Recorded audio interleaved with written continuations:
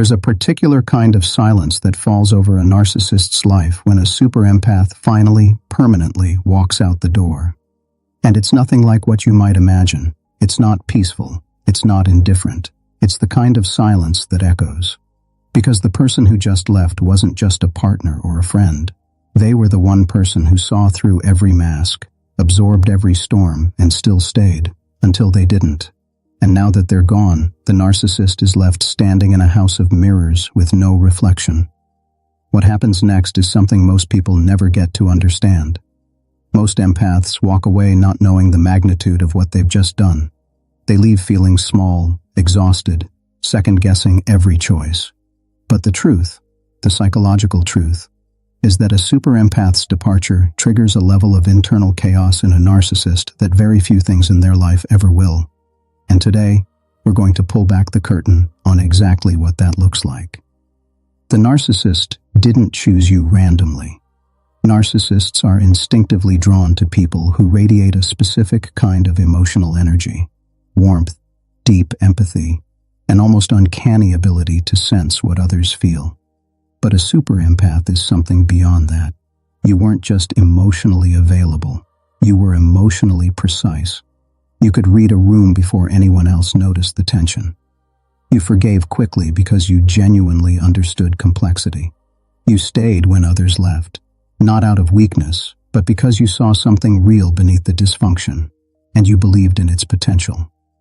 Dr. Gabor Mate has written extensively about how people with deeply empathic nervous systems often find themselves in relationship with people who learned, very early in life, to disconnect from their own emotional world.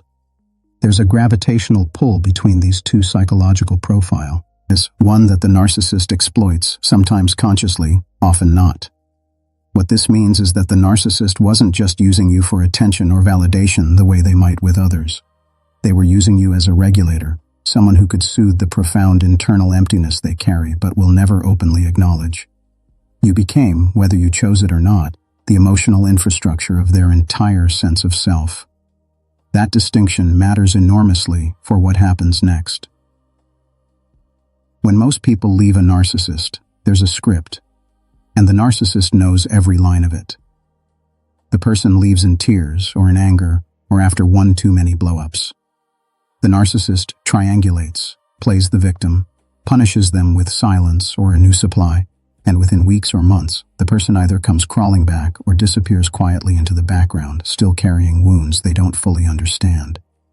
The narcissist stays in control of the narrative, but a super empath doesn't follow that script. You leave differently. By the time a super empath walks away, something has shifted internally, and the narcissist can sense it even if they can't name it. It's not the tearful, dramatic exit. It's the quiet, certain one. The one where you've already done the grieving. The one where you look at them clearly for perhaps the first time, without the fog of hope or the noise of their chaos, and you make a decision that comes from somewhere beneath emotion, from your core. Trauma therapists sometimes call this the moment of radical clarity, when the pattern recognition that empaths naturally possess finally turns inward and recognizes the full shape of what's been happening. The narcissist doesn't get to talk you out of it this time. There's no emotional lever left to pull. And that moment of being truly seen and still left, is something the narcissist's psychology is almost entirely unequipped to process. Here's what no one tells you about what happens inside a narcissist's mind when that script suddenly stops working.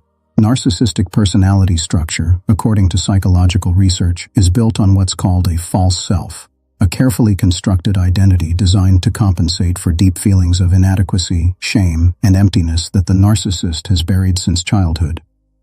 That false self requires constant external reinforcement.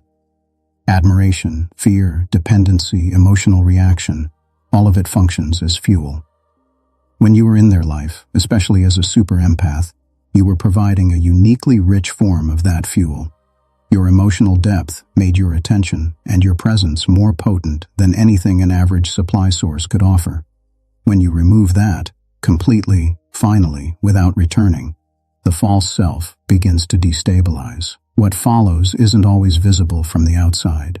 The narcissist may appear fine, They may post more on social media, move quickly to someone new, perform their life loudly for an audience, but underneath that performance, something significant is fracturing. They begin replaying moments, obsessively, compulsively, trying to identify where they lost control. They think about you at 2 a.m. They drive past places you used to go. They find themselves telling distorted versions of your story to anyone who will listen because the story is the only thing they can still control, and none of it fills the void you left. Give it time, and they will come back.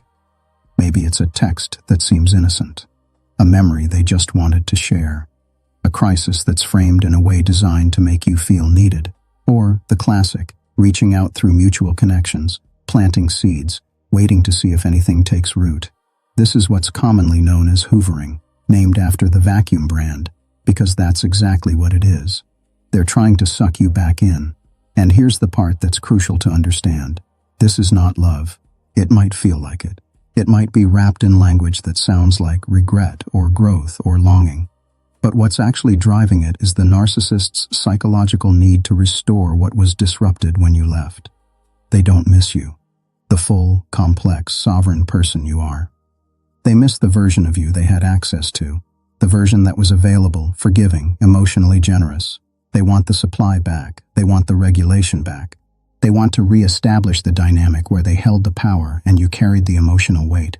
Recognizing that distinction between someone missing you and someone missing what you provided them is one of the most liberating realizations an empath can have. This is the part where most empaths get pulled back in, not because they're weak, but because they're wired for connection in a way that the narcissist exploited from the very beginning. When the narcissist comes back, they often return with exactly the version of themselves you always hoped they could be. Reflective, remorseful, soft. They speak your emotional language fluently because they learned it from you, and the part of you that saw the potential, that believed in the person beneath the behavior, feels something stir. Psychologists who specialize in complex trauma often note that the pull back toward an abuser is not weakness. It's the nervous system seeking resolution for a story that never got a proper ending. But here's the deeper truth. That ending you're looking for? It doesn't exist inside the relationship. It exists inside you. The resolution isn't a conversation that finally makes sense or an apology that's finally real enough. The resolution comes when you stop making their behavior a question about your worth. When you understand, at the cellular level, that the way they treated you had everything to do with their own psychological limitations, and nothing, absolutely nothing, to do with whether you were enough. Walking away from a narcissist as a super empath isn't just an act of self-preservation. It's the most powerful thing you will ever do for yourself. Because everything the narcissist needed from you, your light, your compassion, your emotional intelligence, those things don't disappear when you leave the relationship. They come with you. They always did. They belong to you. And every ounce of energy you poured into a dynamic that was designed to drain you becomes available again. That's not a small thing.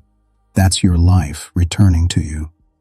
Carl Jung wrote that the most terrifying thing is to accept oneself completely. The super empath's journey on the other side of a narcissistic relationship is exactly that. Learning to turn the same compassion inward that you so freely gave outward. You don't need to celebrate their unraveling. You don't need to watch it from a distance or wait for an acknowledgement that will never come. You only need to understand one thing clearly. The narcissist's greatest fear was always losing you, and you've given yourself the most profound gift. You chose yourself instead.